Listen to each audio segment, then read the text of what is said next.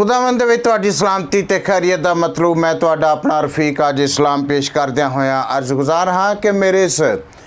YouTube channel subscribe ते share जरूर करना तां जे आने वाली हर वीडियो तुहाडे तक बर वक्त पहुँचती रहे। तो मेरे अजीज़ो अज दी एक कहानी जिहड़ी यसू कसरत दी जिंदगी दसांगा कि यसू जी दे कोल जिंदगी कसरत दी, यसू जी दे कोल जिंदगी कसरत दी, ना फिर डावां डोल जिंदगी कसरत दी, यसू जी दे कोल जिंदगी कसरत दी। हाल बना के वांग फकीरां, हाल बना के वांग फकीरां, दर दर रोज़ फरोले लीरां, हाल बना के वांग फकीरां, दर दर रोज़ फरोले लीरां, ना लीरां इंज फरोल जिंदगी कसरत दी, यसू जी दे कोल जिंदगी कसरत दी। फिर लै भावें दुनिया सारी, फिर लै भावें दुनिया सारी, पंछियां वांगर मार उडारी, फिर लै भावें दुनिया सारी, पंछियां वांगर मार उडारी, जिंद ना एवें रोल जिंदगी कसरत दी, यसू जी दे कोल जिंदगी कसरत दी। उत्ते थल्ले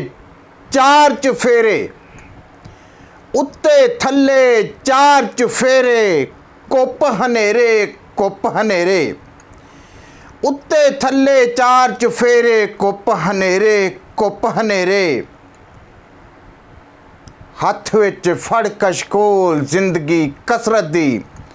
यसू जी दे कोल जिंदगी कसरत दी। पुठियां सिद्धियां मार लै छालां, पुठियां सिद्धियां मार लै छालां, जाके भावें विच पातालां, पुठियां सिद्धियां मार लै छालां, जाके भावें विच पैतालां, गैब दे बूहे खोल जिंदगी कसरत दी, यसू जी दे कोल जिंदगी कसरत दी। भावें सारी दुनिया गाल है, भावें सारी दुनिया गाल है, ये मैथों अस्टाम लखा लै,